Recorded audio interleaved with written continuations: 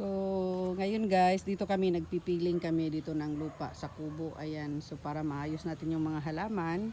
So, ipipiling namin para pumantay. Kasi lubak-lubak dyan, hindi pumantay. So, dito tapos na. Napil na namin yan dyan, galing doon. Yun. So, ayan na siya. May nakapiling na dyan. So, kaya kami nakapag-isip na magpipiling dahil naghuhukay kasi kami ng yung tambakan ng basura. So ayan. So tingnan nyo na lang guys ha. Ito guys. So dito kami naghuhukay. Ayan. So nandun yung aking pamangkin na si Kuya Lawrence. Ayan. So actually nakapaghukay na kami. So hindi lang namin naumpisahan. Ngayon ko lang naisip na mag-video pala. So ayan. So yung hinukay namin dito na lupa, so inilagay namin doon. Oh, 'di ba doon sa kubo. Ayan doon sa kubo, guys. Ayan. So doon siya ipipiling namin para kahit paano naman pumantay yun doon. So ayan. So ngayon, ayan na. So hukay. Kasi yung ilalagay namin diyan, guys, 'di ba kinuha yung lupa. So yun naman. So nakita nyo yan, yung nakatambak diyan. Yan, mga puno ng malunggay, mga chuchu ng mga niyog. So, at saka yung marami siyang abo. Kasi dyan kami nagsusunog ng mga kahoy-kahoy. So, ngayon, para malinis yan siya guys. So, iano namin, dito namin siya itatambak pag lalalim na yan. So, ayan. So, ngayon, ayan ang aking pamangkin. Hukay. Tapos siya din ang magkarga. So, yan, diba? So, ganyan. Sige, kuya. Kasi para lang mayroon tayong i-upload. O, ganyan. So, sikap-sikap. Dumi-dumi niya na kasi, pinasan niya kasi. Ayan. So, while wala kaming magawa, kaya ito yung naisipan namin. O, diba? So, ito yun guys. O, ayun. So, yung kahoy dati guys na dyan, nakalaki-laki. Ayan na siya, yung mga puno na lang dyan ang natira na pinagpuputol-putol. Ayan na lang siya. Ayan. So, ayan naman yung mga bunot. Kasi pinaakyat ko nga yung nyog na dito sa amin. So, nandun naman yung aming mga aso na dalawa. Dinala din namin dito guys. Ayan o, diba? So, may tao dito sa kubo namin. May aso kami nandiyan. Dalawa sila. Ayan. So, yung kalabasa namin guys. O. So, ganun siya. So, ganito na yung tsura dito. Ayan. So, abang-abangan nyo na lang ang aming gagawin dito. Ayan. So, kuya, tama na yan, kuya. Ang bigat na yan. Okay, tingnan natin si kuya paano niya ikarga ang aming super wonder kid. Tama na yan ba? Mura kag si tambalus-lusro na. Oh, tama na. So, mabigat na yan. Oh. Tingnan natin ang kanyang kakayahan. Ganyan siya. Tapos, yan, up. Oh, diba? O, ganyan siya, guys. So, sundan natin siya, guys. Siya pupunta. Sundan natin. Ayan, balinghoy namin, guys. Oh, ang daming kamuting kahoy. Ayan. Oh, mayroon pang ano, guys. Oh, mayroon pang goat. Kambing, maraming kambing. Teka kuya, sandali ha. Sandali, diba? Ay, sus, dali daw, kay mabigat. O, kawawa. Sige, okay. So, dyan niya itatambak. Yan. Kasi hindi siya pantay dito. Ayan. So, ganyan na yung nangyayari dyan. So, ayan.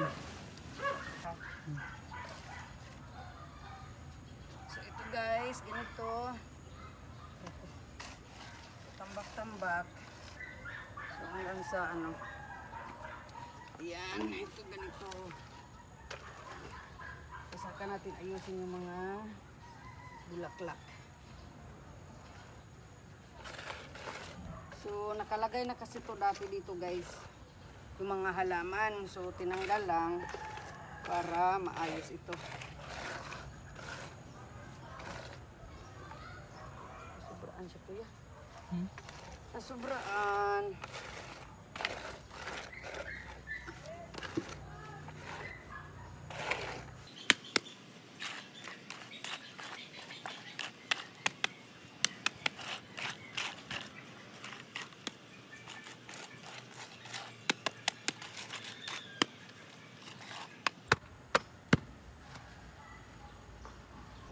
So ayan na guys, tumulong na rin ang aking brother sa paghahakot ng lupa. So ganyan lang siya kalalim. Tama na yan. Tama na yan kuya. Kuya, tama na yan. Dayungin na ninyo ni Princess dito ang kuan. Ipadaplig tarong ang kuan kay nag-agi ni mo diri oh. Na dito na nimo nang yuta. Dili to ra tong mga kuan, unahan yung malunggay. Dayungan.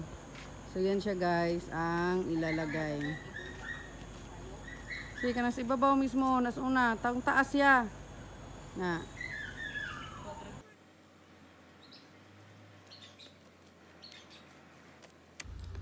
So, ito na, naghahakot na sila ng mga ano guys, yung mga basura doon. Hindi naman siya basura ng mga plastic. Yung basura ng mga puno ng malunggay.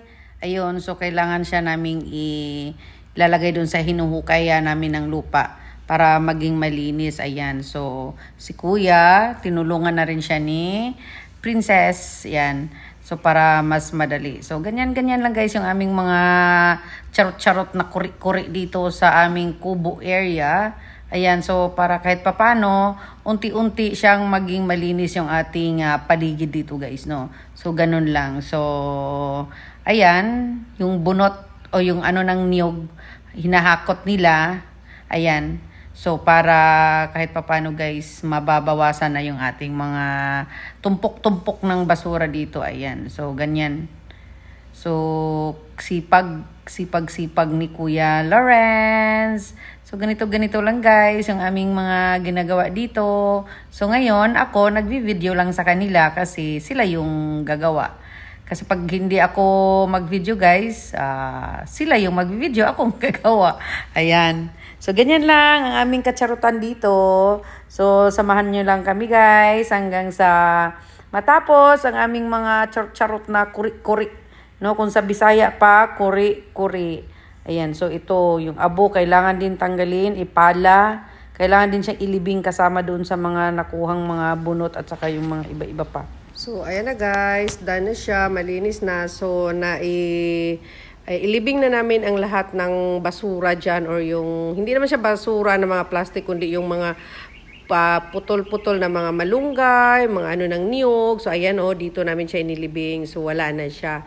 So, malinis na ang ating area. So, ayan, yung puno dyan, nandyan, yung kung saan yung pinutol namin. So, sinusunog din namin yung yung parang pinapaapoy lang siya para maging malinis. So, ayan guys. O, diba? Mas maganda siya tingnan dahil paunti-unting naging malinis na yung ating area dito sa ating may kubo.